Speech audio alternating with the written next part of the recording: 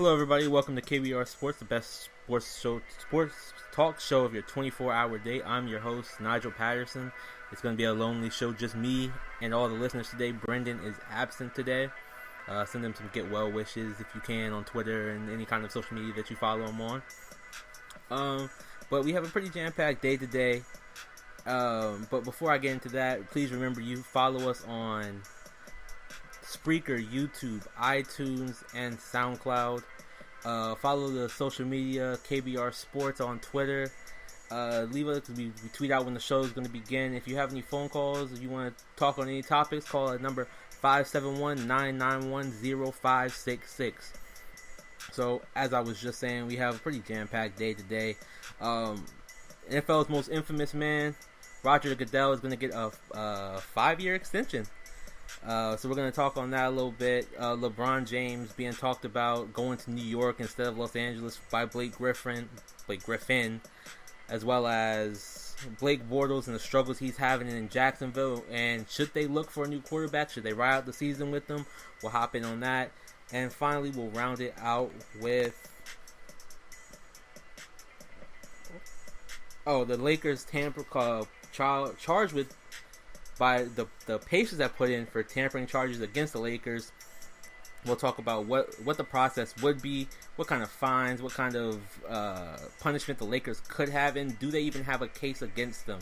So, with that being said, let's hop right into it and let's talk about Roger Goodell's 5-year extension, alleged 5-year extension, I guess I should say. The report was that the NFL and Roger Goodell are close to signing a deal, saying that they will have his contract was originally supposed to end in 2019, 2020, so this extension would carry him into 2023, 2024.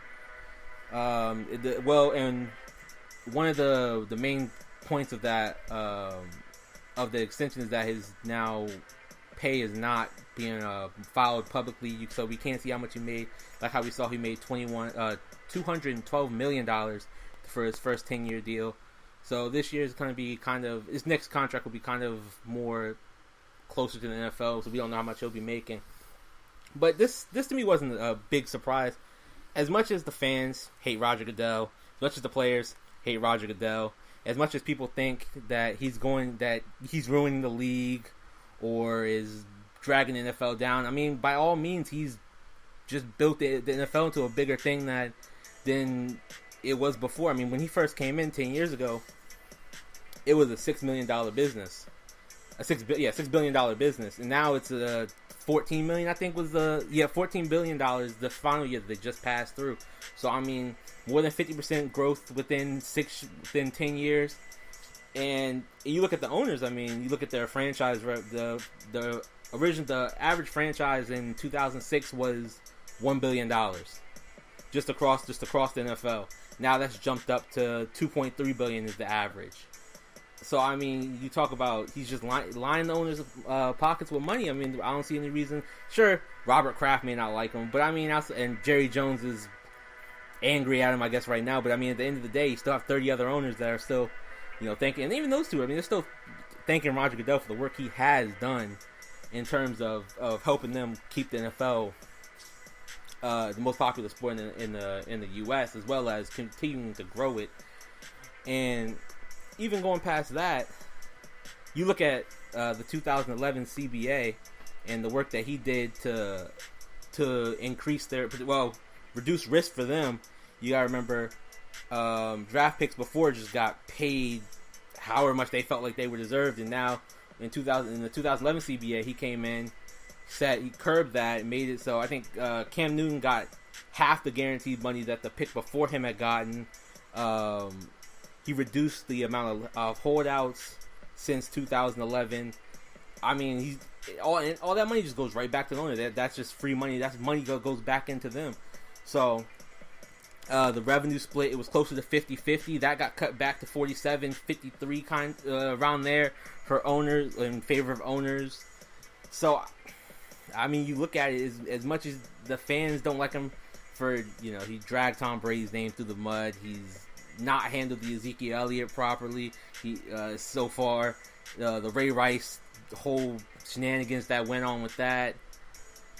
I'm trying to think of anything else that's really just off the top of my head.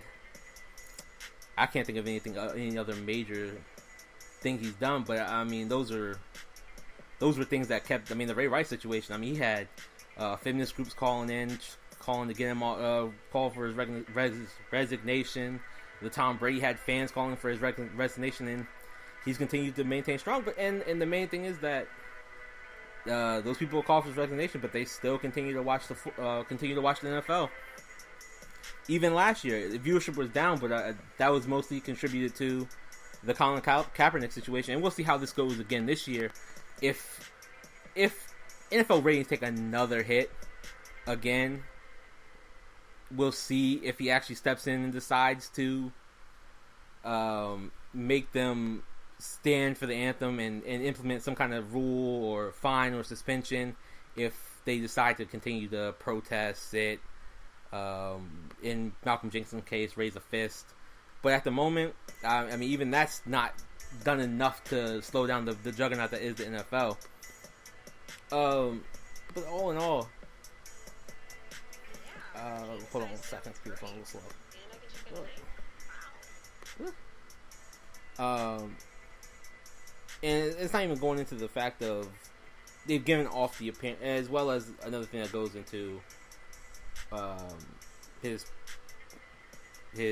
popularity draining, I guess, is the whole work of the concussions and how he's handled the studies of the concussions, which hasn't been great either, from the hidings of the. Oh, got a call here from a fan. Oh. Thank you for calling KBR Sports.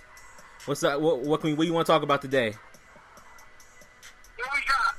I missed the last topic. My radio went out. Oh, we're talking about Roger Goodell getting an extension right now.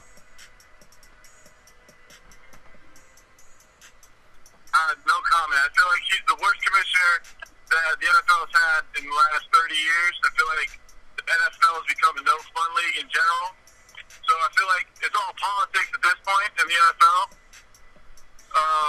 The only reason he's still there is because it's all political. And it's because he made this game so much not fun to watch right now. I mean, how much did the TV ratings go down for the NFL last season? I think it was like 8% or somewhere around there. Right. Well, then I can tell you 3 reasons why.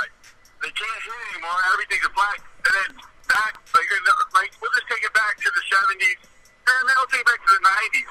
They were allowed to celebrate. They were allowed to have fun on the football field. Now, if you shoot an invisible bow and arrow at somebody, it's a 15-yard penalty. Yeah. So it's basically the no-fun league in general. And then they've taken the hitting rate down. I mean, with the concussion protocol that's out now, it makes a lot of sense. There's a lot of people being scared about it. But I feel that the NFL in general has gone down from the ratings to Roger Goodell. Do you still watch? How many games do you watch a season? I'm a diehard football fan, so I watch every game. Right. Okay. I watch every. But also, what's also running in the game of football right now as well is the TV breaks in between games. If Yeah. you go to a football game, they do more standing around than they do actually playing. Like, the actual amount of time of live football averages what? Like, what's the average possession that you think the average thing is? I don't know. I don't know what the No. average possession is, but I know like the total amount of game time is like 13 total minutes in an entire game, or some low number like that. It's like 13 to 17 actual minutes of gameplay. Right. I think you're right. I think it's like right around like 13 minutes per half. Yeah, somewhere around there. What? Yeah, I said it's somewhere around there. Right. But I don't. At this rate in time, I'm telling you, it's all politics about why Roger Goodell was granted an extension, and he's not playing. Another reason why is because he's not playing with players in the BS, quote unquote. Because if anybody does anything wrong, like smoking weed, drugs, anything like around like the basic standards of football, everybody has to go through another appeal. I mean, back like in the early 2000s when he wasn't a basic like, okay, you got caught smoking weed was like a game. Yeah. It Martavius Bryant was suspended a whole season. Yeah, whole season. It's on the players themselves because they know when they're going to get tested. Right. But, I mean, the appeal process that he has now put in place makes it just not even cool. I don't think he's a good guy to begin with, especially the beef between that he had with the Patriots last season, Tom Brady. Oh, yeah. He appeals Tom Brady's like deflation game and all this other crap, but then he goes to the Super Bowl, doesn't even shake Tom Brady or Bill Belichick's hand. That's just disrespectful as a commissioner's standpoint. Yeah, but I mean, even the I'm glad you said the appeal process and the whole judge and executioner thing. That's probably the most unpopular thing he's been doing. Because I mean, he doesn't seem to have any kind of like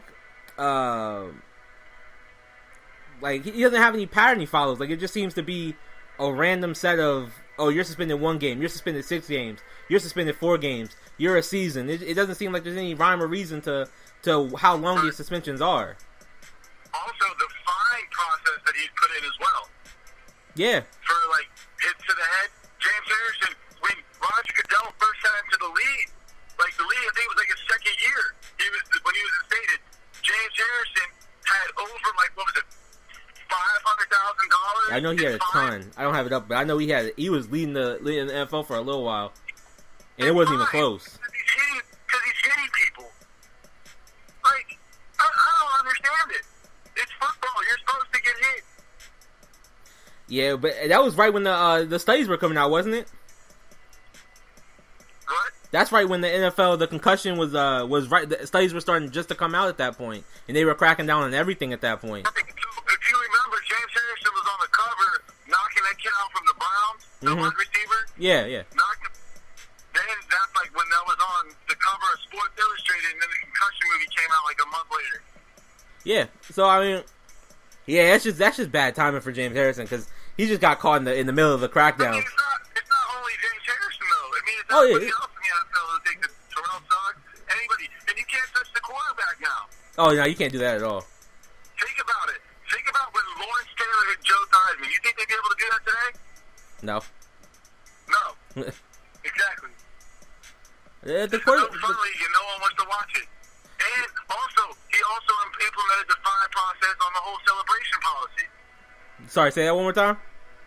He also implemented the fine process on the celebration policy. Oh yeah, because you remember Chad Johnson and Randy Moss and all of them all used to go crazy when they got in the end zone. Who grabbed? Was it T.O. grabbed the popcorn? But they just changed that rule back though. They changed it. What did they change it back to? They changed it back to you're allowed celebration, just can't be anything offensive or enacting violence or anything like that. Like I still don't think you could shoot a bow and arrow or anything like that. But a normal like dance or something like that is allowed. But before, when predominantly some white D linemen, like old country dudes, would get a sack, and then they would do the bow and arrow. Brent Kiesel, for example, would do the bow and arrow. Yeah. I don't think they can still do that. I still think anything that depicts like shooting anything or any kind of depicting any kind of violence is still banned by the NFL because they have to protect the badge, of course. The badge. This isn't the '90s. This isn't the Bullets changing their name because the crimes in DC to the Wizards. This isn't that. There's no I understand the violence that you're trying to argue about. No, that's what they're ruling. It's just that they don't want to deal with any. Just like you said, it's political. They don't want to offend anybody. They don't want to. They're already offending everybody by at least 5 teams in the NFL's names. Yeah. Okay, I'm not gonna argue with that. I mean, the Redskins are still the Redskins. The Redskins, the Cowboys, still the Cowboys. Yeah. I mean, it's less racial than basically the Redskins, but we all know about the Cowboys itself. Yeah, and the Kansas City Chiefs still have the chop. I mean, but again, they pick and choose which rules they're going to enact and what's acceptable. Okay, I mean, I agree. I just think that they need to stop bugging it because every year we hear this crap on, the Redskins need to change their name and we're not going to let the Redskins move their stadium because of their name. And then, okay, but we can't shoot shoot an invisible bow and arrow, symbolizing like a Greek god, into the stands. That makes sense. I don't disagree with you, but I mean, at this point, they're not going to remove him from power. So I mean, it's just the way the NFL is going to be. But I'm about to move on to my next. Go ahead. Last point. Last point. Just think about the amount of boos that Roger Goodell gets when he walks up on stadium on draft. Oh yeah, but between fans and players, they just hated. But as long as he continues to make the money for the owners, he's not going anywhere. All right, love you, KBR Sports, man. Love the argument. Appreciate it, man. Later. All right. All right, folks. So that ends it for this first discussion. Thank you for Nick for calling in and giving his opinion on that. So when the segment ends, give about 30 to 45 seconds and refresh the page, and we'll be right back.